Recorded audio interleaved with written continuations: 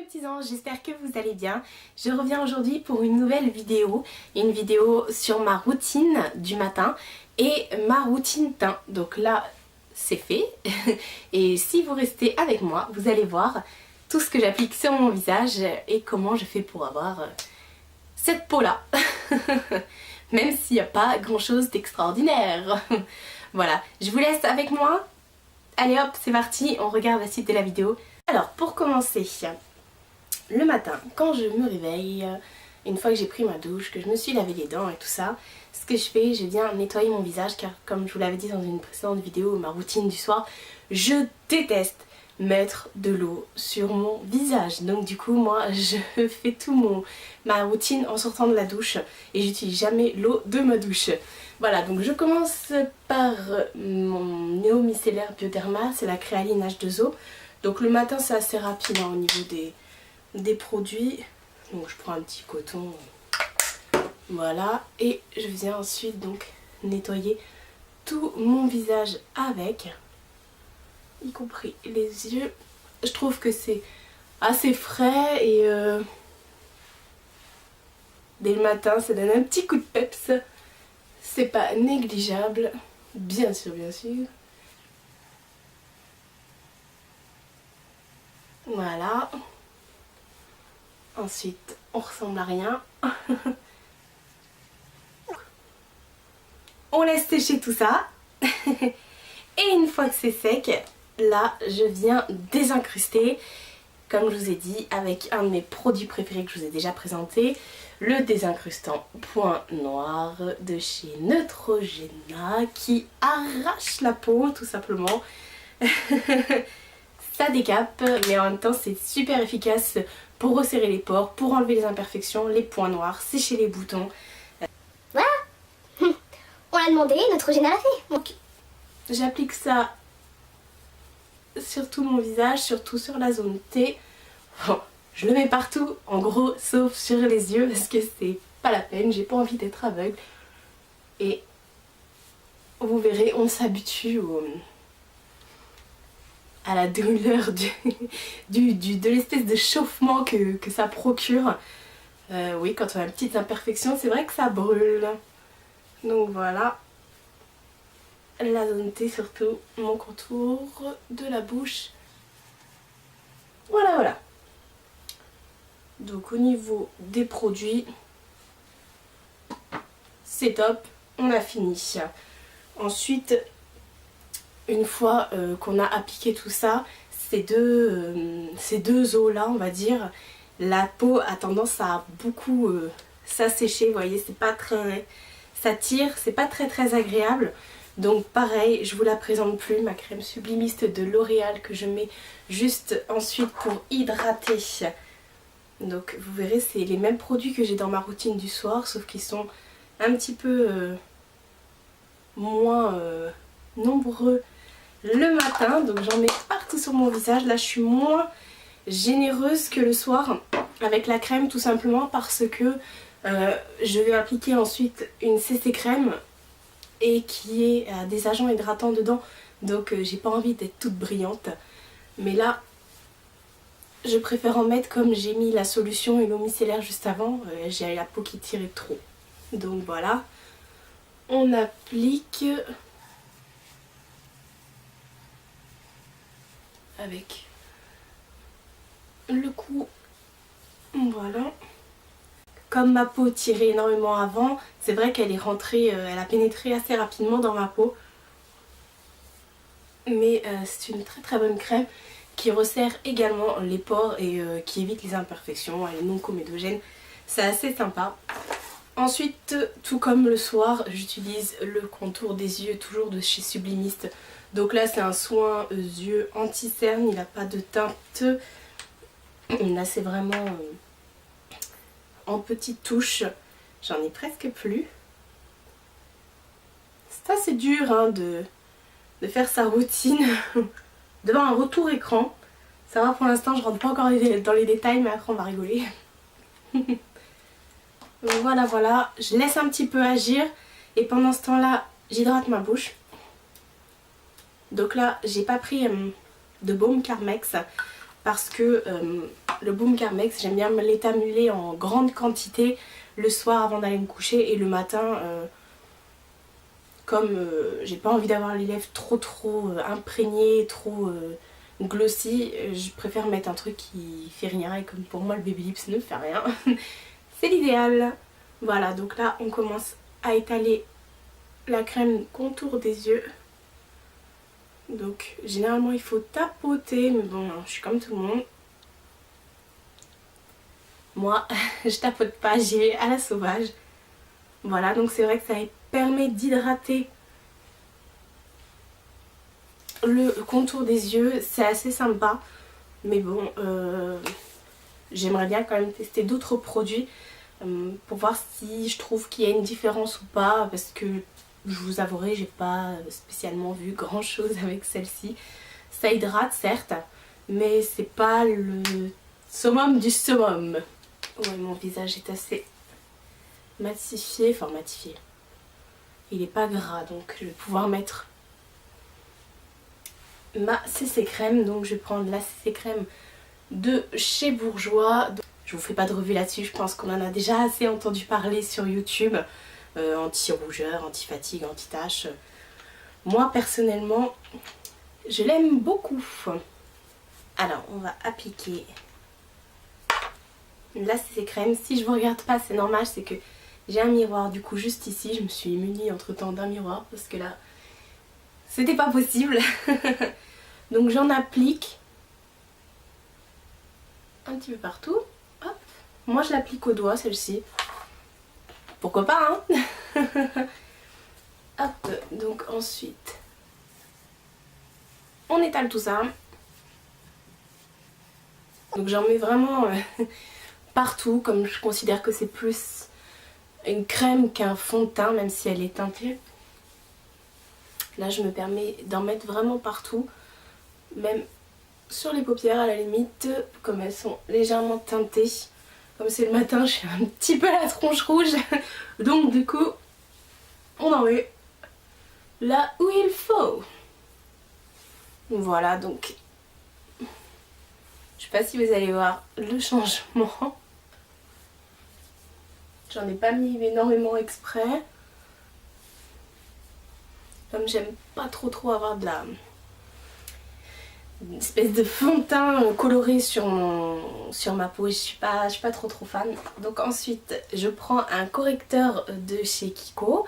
Celui-ci c'est la teinte 01. Voilà, c'est un petit correcteur. Ça marche bien. Pareil, alors je viens l'appliquer sous mes yeux, sur mes cernes surtout. J'en mets assez généreusement, comme vous pouvez le voir. Voilà. Ensuite, je vais en mettre, là je suis un petit peu rouge, autour du nez. Je vais en remettre également là, sur l'arête du nez. Et là, je vais plus ressembler à grand chose. Et après, je vais en mettre sur les petites imperfections que je vois par-ci par-là. J'ai pas trop d'imperfections, donc Oh, comment je la fais. je pense que ça ira. Ma foi. Et je viens étaler ça toujours avec mes doigts. Je fais toujours les cernes en dernier. Je laisse le produit bien agir, bien pénétrer, et ensuite je le travaille. Je trouve qu'il est plus facile.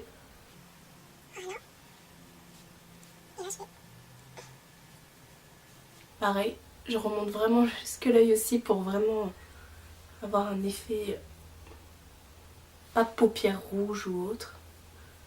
Alors je sais pas ce que ça rend. Dans l'écran j'ai l'air d'avoir des gros trucs blancs sous les yeux. Alors que dans mon miroir ça va quoi.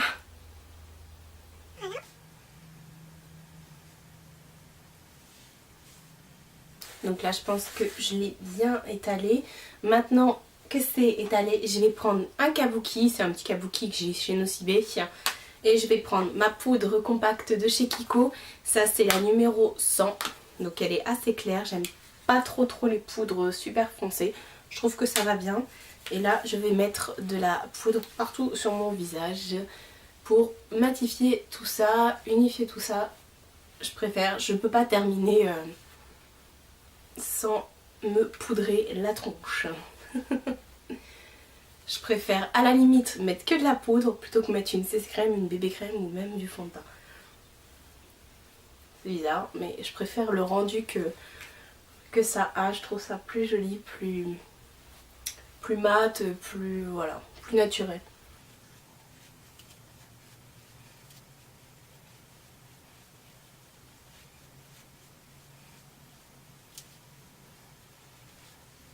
Je fais ces grimaces quand je maquille, c'est... Voilà. Donc ensuite, une fois que la poudre est appliquée, cette fois-ci, je mets tout de côté ce que j'ai déjà utilisé. Je vais m'attaquer à mes sourcils. Donc je prends un crayon de chez Je mets Maybelline. Et c'est un crayon en fait double embout. Vous avez un embout brosse pour pouvoir brosser votre sourcil et vous avez un crayon. Moi le crayon personnellement je l'utilise jamais. D'ailleurs il n'est même pas taillé. Je prends juste le petit embout pour pouvoir peigner mes sourcils. Et ensuite pouvoir les redessiner. Ça c'est une étape que je vous avouerai je ne fais pas forcément tous les jours. J'ai les sourcils assez bien dessinés naturellement, assez fournis et en plus là je suis en mode je laisse bien repousser. Donc voilà, là c'est peigné entre guillemets. Je viens prendre un fard à paupières de chez Kiko. Ça fait longtemps que je l'ai, c'est le numéro 122. C'est un fard, alors je sais pas si vous allez voir, il est super bien creusé celui-ci. C'est un fard en fait qui a la teinte de mes sourcils et avec je viens prendre un petit pinceau biseauté de chez Kiko également.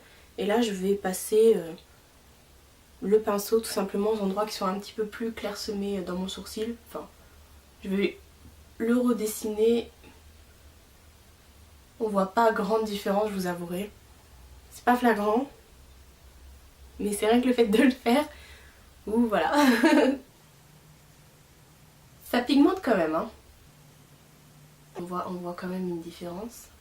Je vais vous montrer ça quand je vais finir celui-ci. Voilà. Vous voyez quand même la différence. Là c'est juste avec un fard, hein. On va faire le deuxième. Ce qui est bien, c'est que ça tient vraiment toute la journée. Mine de rien. J'ai rien mis sur mes sourcils pourtant, mais ça tient vraiment toute la journée.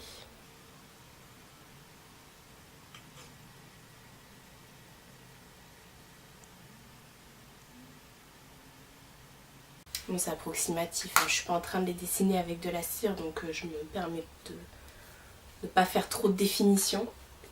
Voilà, je viens quand même repasser un petit coup de peigne entre guillemets. Voilà, voilà, ça c'est fait. Ensuite, je prends un crayon de chez Kiko, un crayon de bambou et lui s'appelle Perfect Ice du haut. Et en fait vous avez deux embouts, deux couleurs. Moi je viens prendre la couleur la plus claire et je viens l'appliquer sous mon sourcil. En fait ça va me permettre de le dessiner et d'éclaircir mon regard, d'agrandir mon regard j'ai envie de dire. Donc j'en mets vraiment comme ça. Vous l'avez déjà vu dans mon tuto, mon premier tuto make-up. Voilà, donc là il est appliqué et je viens l'étaler, l'estomper légèrement. Je viens pas vraiment tirer dessus à fond parce qu'il faut quand même qu'il soit présent, sinon ça sert à rien de l'avoir mis. Et là, hop, ça fait tout de suite plus net sous le sourcil, franchement. On le voit bien de toute façon dans la vidéo que j'ai fait tuto, c'est vraiment plus net. Ça permet en plus d'agrandir son regard, c'est assez sympa et lumineux. Donc voilà, ça c'est fait. Ensuite, une fois que j'ai fait ça, je viens prendre ma palette Naked basique. Je vais pas vous faire un tuto make-up aujourd'hui. Là c'est vraiment une routine du matin plus teint. Et je vais prendre la teinte rose qui est ici. Et là, vous allez me dire, mais qu'est-ce qu'elle fait encore avec ça? Là, je vais tout simplement faire la cerne. Je vais passer un coup sur ma cerne pour agrandir, éclaircir mon regard. C'est en fait une sorte d'enlumineur, mais ça ne l'est pas en fait, parce que je vais mettre aussi de l'enlumineur, vous allez voir. Oui, je mets pas mal de choses. Là, je vous fais la routine complète, hein. J'insiste que je ne fais pas ça tous les jours. Là, c'est vraiment quand j'ai envie d'avoir un teint parfait, pour ensuite faire un beau make-up. Voilà, donc certains ne verront pas trop la différence. Moi, je la vois, croyez-moi. Ensuite, une fois que tout ça est fait, je vais quand même vous faire ma routine teint jusqu'au bout en mettant le blush et également l'enlumineur et le contouring. Donc j'ai ma palette de chez Kiko qu'on m'a offerte à Noël.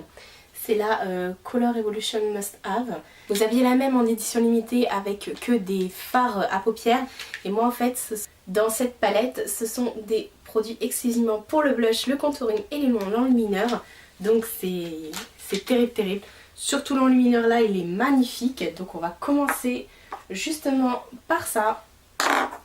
Donc je vais prendre un pinceau biseauté avec l'enlumineur qui se trouve ici, qui est vraiment très beau, très pigmenté. Franchement, je suis une fan. Et je viens donc faire mon enlumineur. Voilà, ça, waouh, j'adore. Je trouve que ça fait une peau de poupée. Donc sur les tempes, voilà, un petit peu ici. Et également légèrement au-dessus de la lèvre, je vais le faire avec le doigt, voilà. Donc au niveau de l'enlumineur, c'est fait. Ensuite, on va passer au blush. Donc dans cette palette, parce que j'ai envie d'un truc assez soft, je vais prendre le rose le plus clair, donc celui-ci. Voilà. Donc je prends le même pinceau, parce qu'après de toute façon il va partir au lavage. Et là, voilà. C'est vraiment... toutes les couleurs sont magnifiques. Il n'y en a pas une que j'ai pas mise, il n'y en a pas une que je n'aime pas, franchement. Là, je commence à ressembler à quelque chose. Voilà.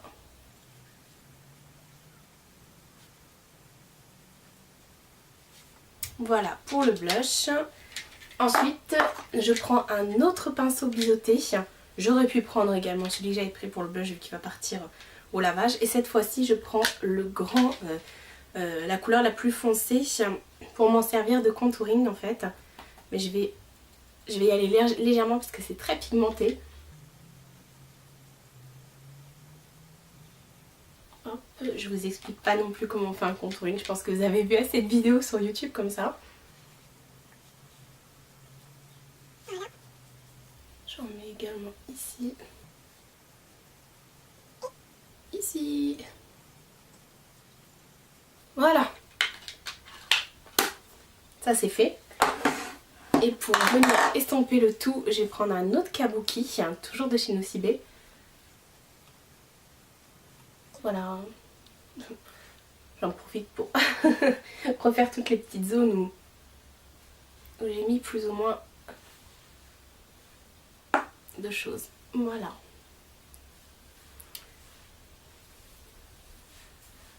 Donc ma routine est finie. Voilà, maintenant je vais pouvoir me faire un make-up, mais ça je vais le faire hors caméra. Et donc vous pouvez voir qu'il n'y a pas, c'est pas trop flagrant. J'aime les choses qui sont assez naturelles. Et c'est quelque chose que je ne fais pas non plus tous les jours.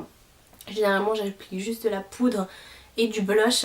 Là c'est vraiment si j'ai envie d'avoir une peau nickel, une peau parfaite, pour pouvoir vous tourner des vidéos et pour pouvoir sortir ou autre, ou si j'ai envie de faire ma belle tout simplement. Donc voilà, je vais aller tout de suite me maquiller. Et je vous fais d'énormes bisous et j'espère que cette vidéo vous aura plu. A très bientôt, bisous.